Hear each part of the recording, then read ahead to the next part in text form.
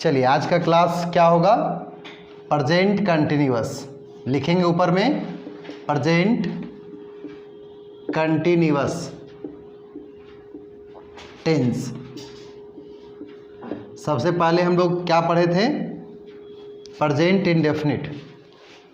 दूसरा क्लास आज है प्रेजेंट कंटिन्यूअस।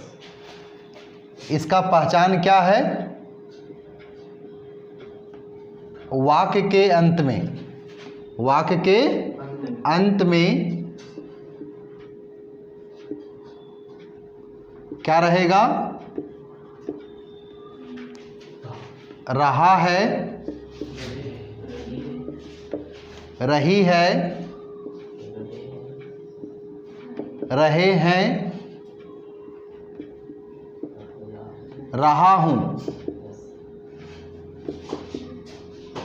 इत्यादि लगा हुआ रहेगा तो हम प्रेजेंट कंटिन्यूअस टेंस का वाक्य कहेंगे, जिसमें एक्शन क्या होगा, कंटिन्यू होगा। यानी दूसरा पहचान हम लोग समझेंगे कि जिसमें एक्शन क्या होगा, कंटिन्यू। कंटिन्यू का मतलब जारी, कंटिन्यू का मतलब जारी। कोई एक्शन अगर जारी है तो हम क्या समझेंगे कि वह वाक्य प्रेजेंट कंटिन्यूअस टेंस का है। एग्जाम्पल के रूप में सच एज, एग्जाम्पल के रूप में हिंदी में देखेंगे तो होगा कि मैं जा रहा हूँ, मैं जा रहा हूँ, अंत में क्या है, रहा हूँ। इसलिए ये वाक्य किस टेंस का है, प्रेजेंट कंटिन्यूअस का, क्योंकि एक्स में एक्शन क्या है, कंटिन्यू है। एक्शन क्या है, कंटिन्यू है। तब होगा इसका स्ट्रक्चर क्या होता है, स्ट्रक्चर होगा सबसे पहले हम यूज करेंगे सब्जेक्ट। प्लस का मतलब हुआ ऐड करते हैं सब्जेक्ट के according. Is M R, is M R यहाँ पे हेल्पिंग वर्ब के रूप में काम करता है। किसके रूप में काम करता है, हेल्पिंग वर्ब के रूप में।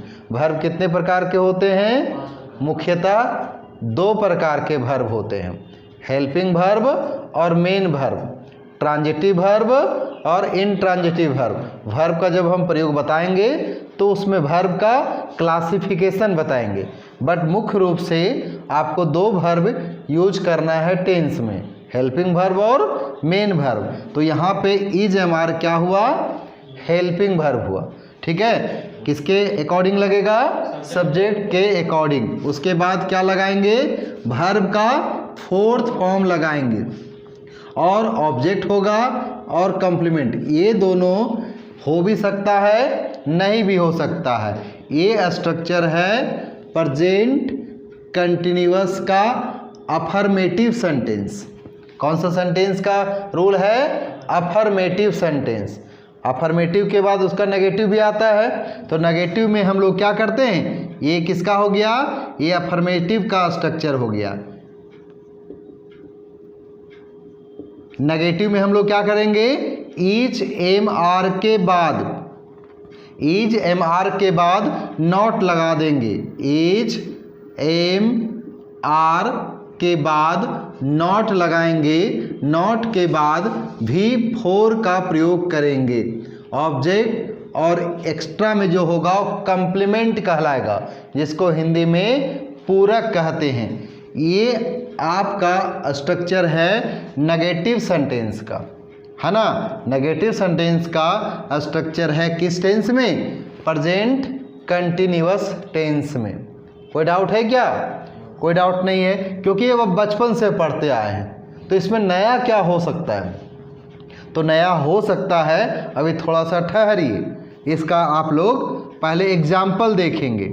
एग्जाम्पल शुरू में हम लोग क्या लिए थे, मैं जा रहा हूँ, ये हिंदी का पहचान को बताने के लिए। लेकिन अब हमें इसको इंग्लिश में बनाना है, तो आपको पता है कि मैं का इंग्लिश आई होता है, तो आई के साथ क्या लगाएंगे, एम का प्रयोग करेंगे। यू के साथ क्या लगाएंगे, आर लगाएंगे। दे के साथ क्या लगाएंगे, आर का प्रयोग करेंगे, लेकिन थर्ड पर्सन सिंगुलर नंबर होगा तो उसके साथ इज का प्रयोग करेंगे। अब उसके बाद वर्ब का क्या फॉर्म लगाएंगे, फोर्थ फॉर्म लगाएंगे, यानी वर्ब 1 में ing जोड़ेंगे। वर्ब 1 में क्या जोड़ेंगे, ing जोड़ेंगे। ऑब्जेक्ट हो भी सकता है, नहीं भी हो सकता है, ठीक है। अब मैं जा रहा हूं तो मैं का इंग्लिश क्या हुआ, आई के साथ क्या लगेगा, एम लगेगा। जाना का इंग्लिश गो होता है और ing लगा देंगे तो क्या होगा, गोइंग। आई एम गोइंग, मैं जा रहा हूं। नेगेटिव में इसका क्या होगा, मैं नहीं जा रहा हूं, तब क्या होगा, आई am not going, I am not going. और एम और नॉट को मिला देंगे, एम और नॉट को मिलाएंगे जिस तरह से इज और नॉट को मिलाते हैं तो इजंट होता है, ठीक है। आर और नॉट को मिलाएंगे तो क्या होगा, अरेंट होगा। तो कभी भी एम और नॉट को मिलाएंगे तो एमंट नहीं होगा। एम और नॉट मिलाने से शॉर्ट फॉर्म आरेंट ही होता है। क्या होता है, आरेंट। बट हम बोलचाल की भाषा में आई एम नॉट गोइंग का इस्तेमाल करेंगे, आई एम नॉट रीडिंग का इस्तेमाल करेंगे, आई एम नॉट स्पीकिंग का इस्तेमाल करेंगे, ठीक है। कभी भी आई आरंट गोइंग नहीं लगाएंगे, ठीक है। बोलचाल की भाषा में ज़्यादातर क्या होगा, रिदम किससे बनेगा, एम नॉट से बनेगा, आरंट से नहीं बनेगा। एनी डाउट, कोई डाउट है क्या, कोई डाउट नहीं। तो ये आपका है स्ट्रक्चर अफर्मेटिव और नेगेटिव का। तो इसमें हम लोग क्या सुधार कर सकते हैं, क्या एक्स्ट्रा नया सीख सकते हैं। तो नया सीखने के लिए आपको कुछ ऐसे वर्ड्स हैं जिसका प्रयोग इस टेंस में नहीं होता, ठीक है। वो क्या क्या हो सकता है, तो देखो कुछ ऐसे वर्ड है, जैसे लव। लव एक ऐसा वर्ड है जिसका प्रयोग प्रेजेंट कंटिन्यूअस में नहीं करते, ठीक है। रिमेंबर, रिमेंबर ये वर्ड है वर्ब, ये सब क्या है, वर्ब है। V1 के पहले क्या लगता है, टू लगा रहता है जो छिपा रहता है या हिडन रहता है, कोई दिक्कत। इसमें वर्ब का पहला रूप होगा, दूसरा रूप होगा, तीसरा रूप होगा, चौथा रूप होगा, पांचवा रूप होगा। बट प्रेजेंट कंटिन्यूअस टेंस में कुछ वर्ब्स का इस्तेमाल नहीं करते हैं, जिनमें से प्रमुख तौर पे ये सब है। लव है तो लविंग नहीं करेंगे, रिमेंबर है तो रिमेंबरिंग नहीं करेंगे। अंडरस्टैंड, अंडरस्टैंड इसको अंडरस्टैंड नहीं कहेंगे, क्या पढ़ेंगे, अंडरस्टैंड। तो इसके पहले क्या छिपा हुआ है, टू छिपा हुआ है, ये वर्ब है, ये सब क्या है, वर्ब है ना। हेट, HATE, हेट का मतलब नफरत करना। नफरत करना क्या है, वर्ब है। तो कभी भी आई एम हेटिंग यू नहीं होगा, आई एम लविंग यू नहीं होगा, आई एम रिमेंबरिंग नहीं होगा, आई एम अंडरस्टैंडिंग नहीं होगा। यानी कुछ वर्ब्स ऐसे हैं जिनके साथ में हम लोग ING का प्रयोग यानी प्रेजेंट कंटिन्यूअस में यूज नहीं करते हैं। इसका एक चार्ट है जो हम आप लोग को प्रोवाइड करेंगे PDF में, कोई डाउट। तो ये जैसे हम लोग इसका एग्जांपल के तौर पे देंगे तो इसका क्या हो सकता है भाई, सच है, मतलब इसका एग्जांपल में क्या होगा, कभी भी मैं तुमसे प्यार कर रहा हूं, आई एम लविंग यू नहीं कहेंगे। ये सेंटेंस क्या है, गलत है, ये सेंटेंस सही नहीं है, क्योंकि ये लव एक ऐसा वर्ड है जिसके साथ में इस टेंस का साथ प्रयोग नहीं करेंगे, अर्थात ING नहीं लगाएंगे, ना ही एम का प्रयोग करेंगे। तो इसका सही क्या होगा, आई लव यू होगा। ये एग्जैक्ट सही है, यानी हम जिसका प्रयोग प्रेजेंट कंटिन्यूअस में नहीं करते उसका प्रयोग प्रेजेंट इंडेफिनिट में करते हैं। तो प्रयोग कहाँ करते हैं, प्रेजेंट इंडेफिनिट में। जैसे मैं तुम्हारी समस्या समझ रहा हूं, तब क्या होगा, आई एम अंडरस्टैंडिंग। बनाने के लिए तो ऐसा ही बनाइएगा, I am understanding your problem, I am understanding your problem. ये सेंटेंस बोलचाल की भाषा में बोलिएगा तो हो सकता है कुछ लोग गलत नहीं करें, लेकिन ये ग्रामेटिकली मिस्टेक है, ग्रामेटिकली इनकरेक्ट है, गलत है। अंडरस्टैंड में कभी भी अंडरस्टैंडिंग नहीं होगा, खासकर स्टेंस में। तो इसके साथ में एम का भी प्रयोग नहीं होगा, तो बचेगा क्या? I understand your problem.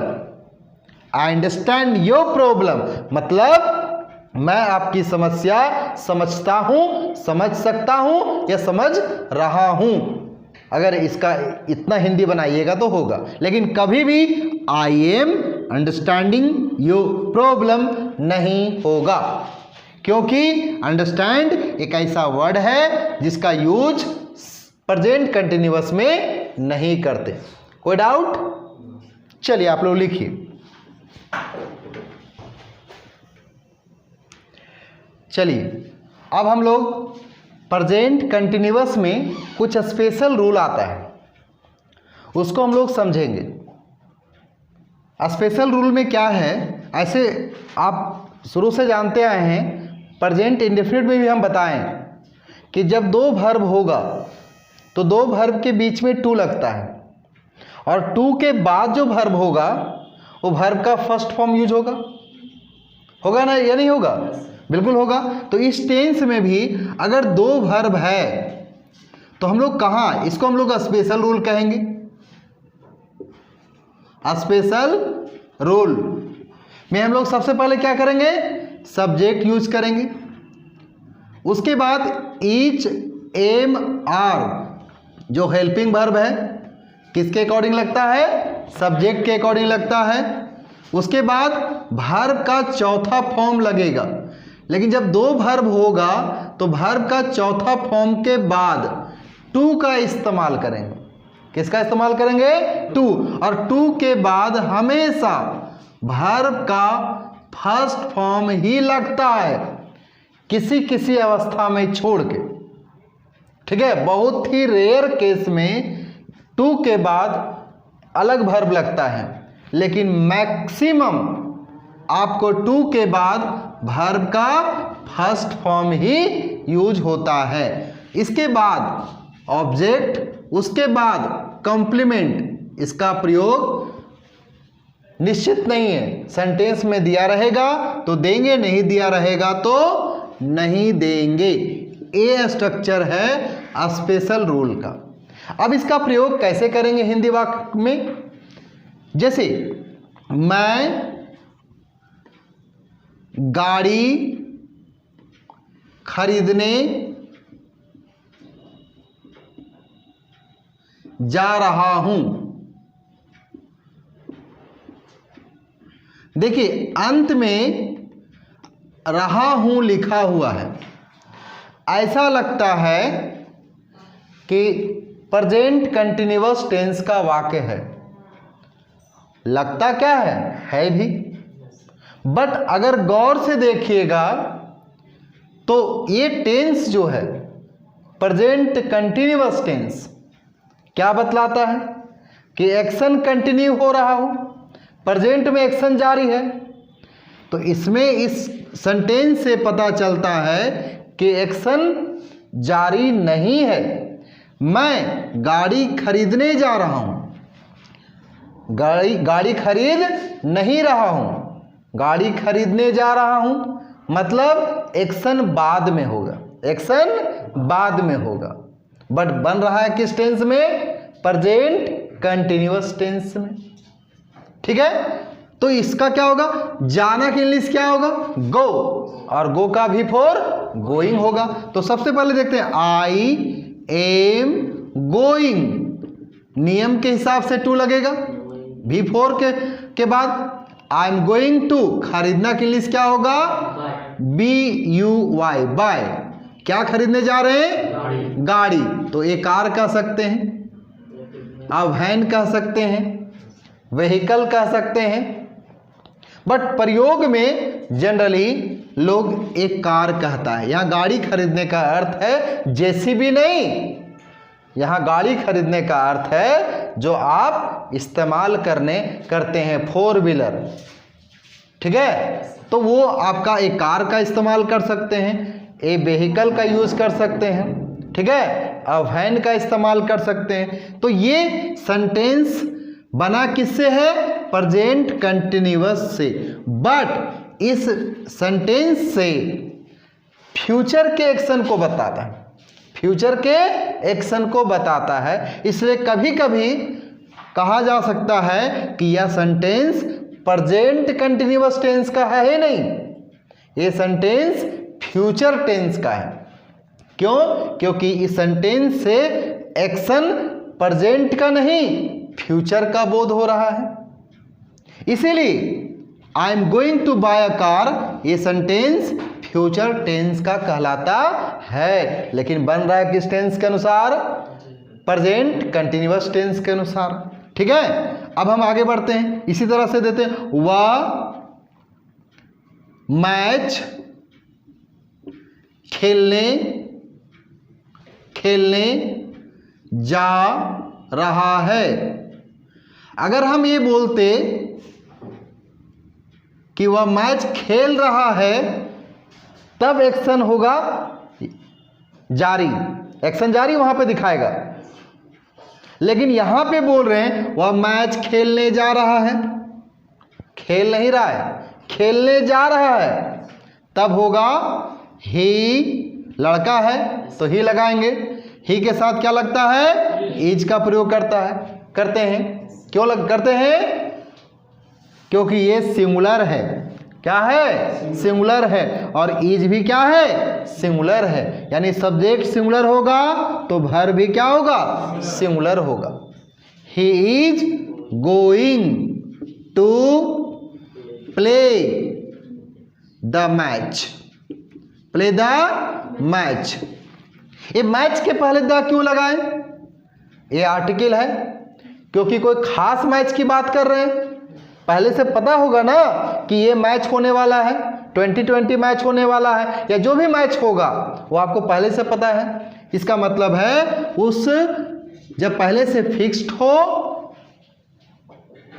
तब उसके पहले हम लोग क्या लगाते हैं? द का प्रयोग करते हैं। तो यहां पे देख पा रहे हैं, he is going to play the match, वह मैच खेलने जा रहा है। ही इज नॉट प्लेइंग, वह खेल नहीं रहा है, वह मैच खेलने जा रहा है। बट बन रहा है किस टेंस के आधार पर? प्रेजेंट कंटिन्यूअस टेंस के आधार पर। तो ये रूल स्पेशल हुआ या नहीं हुआ? ठीक है, हमारा स्कूल कंपटीशन ऑर्गेनाइज करने जा रहा है, इसका मतलब एक्शन कब होगा? फ्यूचर में होगा। बोल कहां रहे हैं? रहा है, करने जा रहा है। एक्शन कंटिन्यूअस में नहीं, एक्शन फ्यूचर में होगा। एक्शन कब होगा? फ्यूचर में। बट बोल रहे हैं प्रेजेंट कंटिन्यूअस टेंस के आधार पर। कोई डाउट है क्या इसमें? ठीक है, तो ये हो गया एक स्पेशल रूल। कोई डाउट है क्या? इसके बाद हम लोग आएंगे इंट्रोगेटिव सेंटेंस, है ना। इंट्रोगेटिव सेंटेंस में क्या होता है? पहले इसको उतारिए, इसको उतारेंगे आप लोग।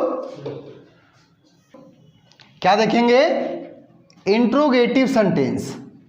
इंट्रोगेटिव का क्या अर्थ होता है बताइए? इंट्रोगेटिव का अर्थ होता है प्रश्न वाचक वाक्य। प्रश्नवाचक वाक्य यानी प्रश्न पूछने का क्या तरीका होगा। तो प्रश्न दो प्रकार से पूछा जाता है। चूंकि हम पढ़ रहे हैं प्रेजेंट कंटिन्यूअस टेंस का रूल, तो प्रेजेंट कंटिन्यूअस में दो तरह से क्वेश्चन कैसे बनाएंगे। तो पहला होगा यस या नो क्वेश्चन। ये यस या नो क्वेश्चन क्या होता है पहले इसको जानना है। दूसरा में WH क्वेश्चन होता है। सिर्फ हमें क्वेश्चन बनाना आना चाहिए, उसके बाद उसका आंसर देना आना चाहिए। अगर ए आ गया आपको हर टेंस का, तो इंग्लिश का क्वेश्चन आंसर रटने की जरूरत नहीं पड़ेगा। तो सबसे पहले जानेंगे यस या नो क्वेश्चन है क्या। तो यस या नो क्वेश्चन में सेंटेंस से पूछेंगे सवाल। अगर जवाब हां या ना में, यस या नो में मिल जाएगा तो उस वाक्य को यस या नो क्वेश्चन कहेंगे। जैसे क्या आप पढ़ाई कर रहे हैं, तो जवाब मिलेगा इसका यस या नो। आपसे पूछेंगे क्या आप लोग सो रहे हैं, तो जवाब मिलेगा नो। क्या आप लोग पढ़ रहे हैं, तो जवाब मिलेगा यस।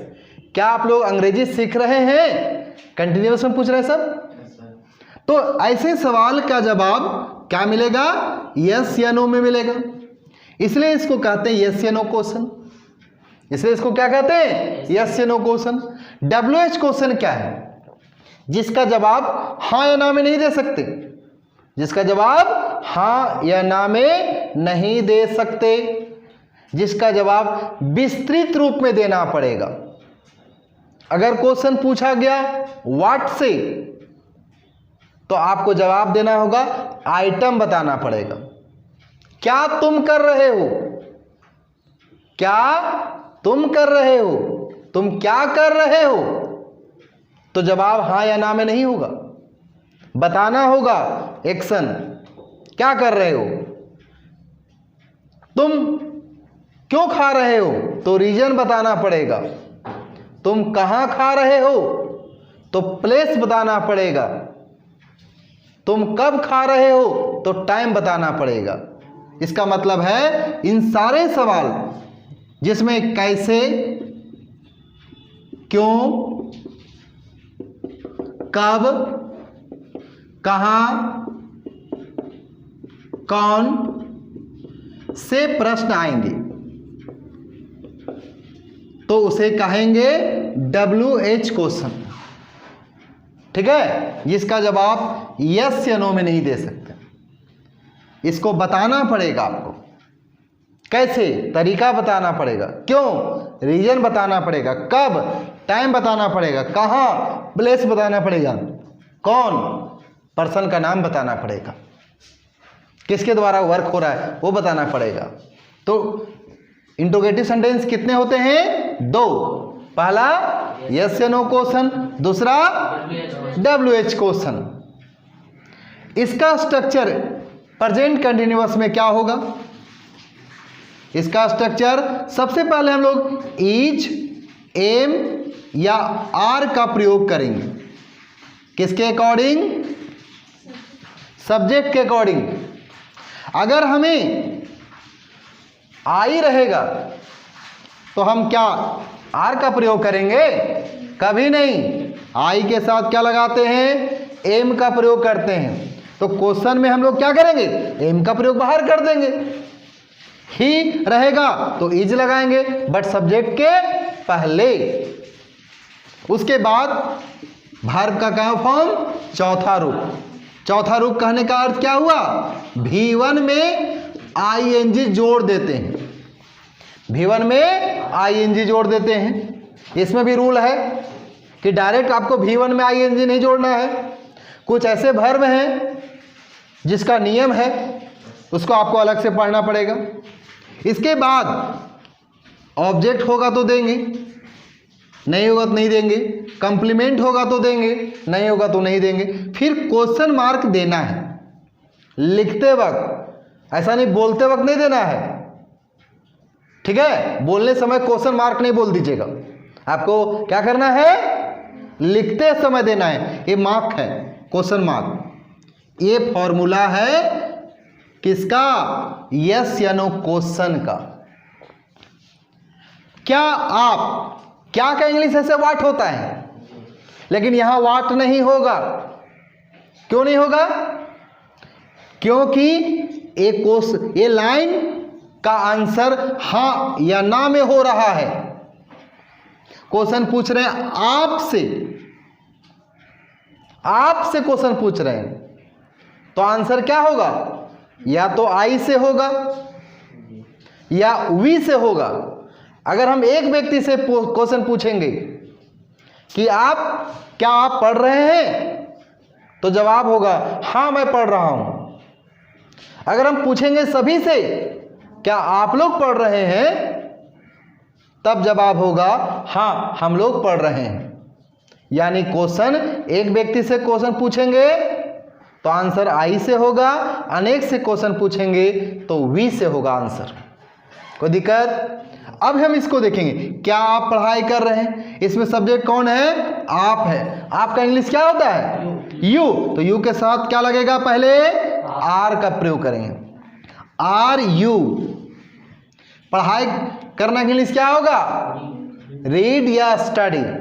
रीड मतलब ऐसे थ्रू आउट पढ़ते जाते हैं, उसको रीड कहते हैं। लेकिन ध्यान से वह पढ़ते हैं, अध्ययन करते हैं, तो वो होता है स्टडी। बात समझ में आ रहा है? तो आर यू स्टडिंग, ING लगा देंगे। या फिर रीडिंग भी यूज कर सकते हैं, वर्ब का चौथा फॉर्म लगाएं। इसमें ऑब्जेक्ट नहीं है तो हम जबरदस्ती ऑब्जेक्ट नहीं देंगे। Are you reading, are you studying, तो जवाब होगा यस या नो। जवाब होगा यस या नो। तो इसको कहते हैं यस या नो क्वेश्चन। तो यस या नो क्वेश्चन में क्या होता है? अक्सर जवाब हाँ या ना में मिलता है। इसका स्ट्रक्चर क्या है? ईच, एम, आर का प्रयोग करेंगे। किसके अकॉर्डिंग? सब्जेक्ट के अकॉर्डिंग, लेकिन सब्जेक्ट के पहले। उसके बाद क्या लगाएंगे? वर्ब का चौथा रूप। उसके बाद ऑब्जेक्ट और कंप्लीमेंट लगाएंगे यदि रहेगा तो। ए हो गया यस या नो क्वेश्चन। लेकिन इसका जवाब में हम लोग क्या करेंगे? जवाब में दो तरीका से देंगे। जवाब देंगे यस आई एम स्टडिंग या आई एम रीडिंग। अगर जवाब देते नो, तब होगा no I am not studying या रीडिंग। यानी हम आंसर पहला तरीका से दे सकते हैं या दूसरा तरीका से दे सकते हैं। हाँ पढ़ रहे हैं तो आप बोलिएगा ना कि हाँ मैं पढ़ रहा हूं, नहीं मैं नहीं पढ़ रहा हूं। तो ये हो गया तरीका क्वेश्चन बनाने का और आंसर देने का। ऐठिया रहा है जी, ऐठियाना नहीं है, रिकॉर्डिंग हो रहा है, ठीक है? क्लास में अच्छा से रहना है। ये हो गया आपका यस या नो क्वेश्चन। कोई डाउट है क्या इसमें? अब हम आते हैं WH क्वेश्चन। तुम्हें भूख लग रहा है क्या? जवाब होगा यस या नो, ठीक है? लेकिन बोलेंगे तुम्हें भूख क्यों लग रहा है? क्योंकि खाए नहीं है, नहीं बोलिएगा। आप हंस क्यों रहे हैं? तो आप बोलिएगा मेरी आदत है। कुछ भी आप रीजन दे सकते हैं।